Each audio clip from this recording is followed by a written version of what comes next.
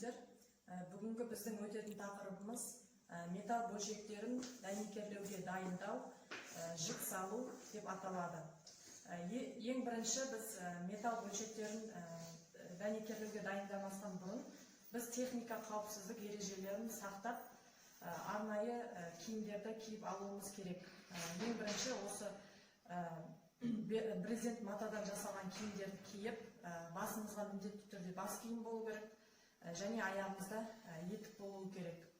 Одан кейін жаңағы дәнекерлеуге металдарды дайындау процесс кезінде біз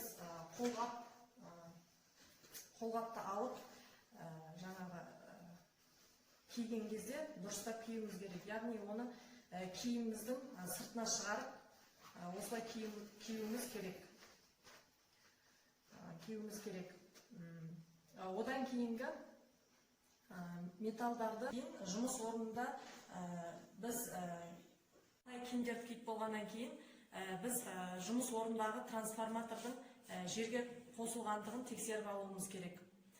Ал одан соң металдарды біз дәнекерлеуге пісіруге, яғни дайындаудың алдында біз міндетті түрде темірді тоттан, майдан және лас заттардан тазартып алуымыз керек.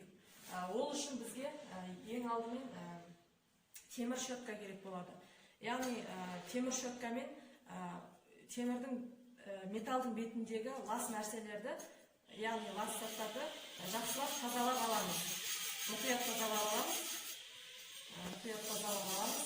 5 миллиметрге дейін болатын болса, біз металды қиғашсыз дәнекерлей беруімізге болады.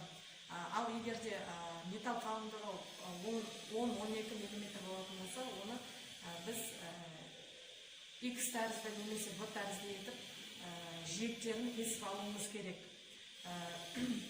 Және металды дәнекерлеген кезде біз пісіру режимін, пісіру тәртібін сақтап орындауымыз керек. Яғни пісіру тәртібі дегеніміз бұл жерде мысалы металл мен электр доғасын дұрыс таңдауымыз керек. Яғни электр доғасы дегеніміз ол пісірілетін металл мен электродтың ортасындағы жерді электр доғасы деп айтамыз. Электр доғасын дұрыс таңдау үшін бізге мысалы мына формуланы қолдануымызға болады. Электр доғасының формуласы, яғни электр доғасын дұрыс таңдап алуымыз керек. Яғни электр доғасының формуласы L көбейтілген электродтың диаметрі деп аталады. Бұл жерде яғни біз пайдаланатын электродымыз мысалы үшін 3 миллиметрлік болатын болса, оған 0,05 және 1,1 ол L-ға тең болады. Яғни 8 миллиметр, оған 3 миллиметрлік электродты көбейтеміз. Яғни ол кезде бізде 2,4 миллиметр шығады. Яғни біздің металл мен электродтың арасындағы электр доғасы 2,4 миллиметрді құрауы керек. Ал егерде ол жерде біз пісірген кезімізде электр доғасы 2,4 миллиметр емес, ішке қарай кетіп қалатын болса, ол біздің пісіру жігімізді тесіп кетуі мүмкін. Ал егер біз жоғары көтеріп 2,4 миллиметрден жоғары қарай көтеріп жіберетін болсақ, ол кезде жаңағы металл шашырап кетуі мүмкін. Сондықтан бізде жік сапасыз, нашар болып шығуы мүмкін. Және де енді ең алдымен біз жаңағы барлық дәнекерлеуге металдар дайындап болғаннан кейін біз міндетті түрде жаңағы екі металды жаңағы прихватка, яғни екі металды бір-біріне ұстатып алуымыз керек міндетті түрде. Егерде біз екі металды бір-біріне ұстатпайтын болсақ, ол кезде біздің металлымыз бір-бірінен металдарды ұстатуды, яғни прихватканы мынандай кылып жасаймыз. Яғни мысалы мына темірдің ұзындығы бізде 25 сантиметр. Яғни бұл жерде біз ең алдымен басын және аяғын ұстатып аламыз және ортасын ұстатып аламыз. Егер де біз бұл ережені орындамайтын болсақ, яғни металды жаңағы ұстатпайтын болсақ, бізде металл қызған кезде деформацияға ұшырайды да, металл бұзылып, жіп пісіру жүгі бізде өте нашар болып шығады. Мысалы мына кездегідей бұл жерде ешқандай жаңағы металлдарды ұстатпаған, сондықтан жүк сапасы нашар болып осылай шыққан. Осы металдарды дәнекерлеуге дайындап болғаннан кейін біз пісіру жұмыстарын бастаймыз.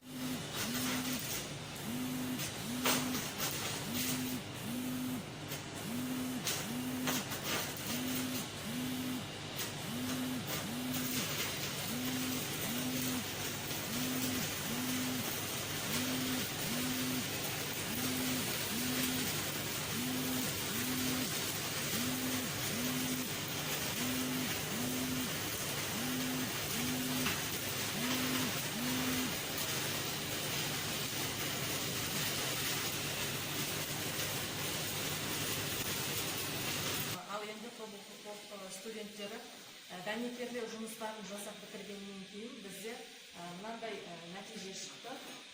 Яғни бізде мынандай жүк пайда болды. Яғни біз бұл жерде пісіру режимін дұрыс пайдаландық. Металл қалыңдығына байланысты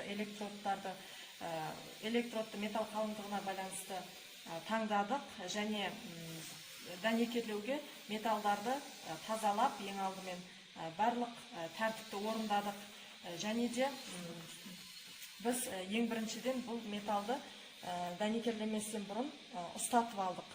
Сондықтан да соның нәтижесінде бізде осындай жік пайда болды, яғни дұрыс жік пайда болды. Ал егер біз пісіру процесін, пісіру ережесін дұрыс пайдаланбай, яғни дұрыс пайдаланбай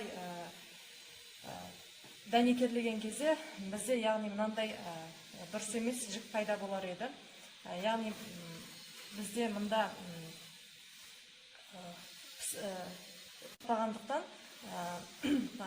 металлдар ұстатпағандықтан бізде мына жерде металл артқа қарай ағып кеткен болып тұр. Студенттер, сонымен бүгінгі сабағымыз аяқталды. Біздің бүгінгі өткен тақырыбымыз металдарды пісіруге дайындау, жік салу деп аталатын болатын. Кері байланыс ретінде өздеріңіз жұмыс істегендеріңізді видеоға түсіріп жіберулеріңізді. 91 топ студенті Есқуатов Азамат. Бүгінгі тақырыбымыз дәнекерлеуге бөлшектерді дайындау және белгілеу, ұстату, жік салу.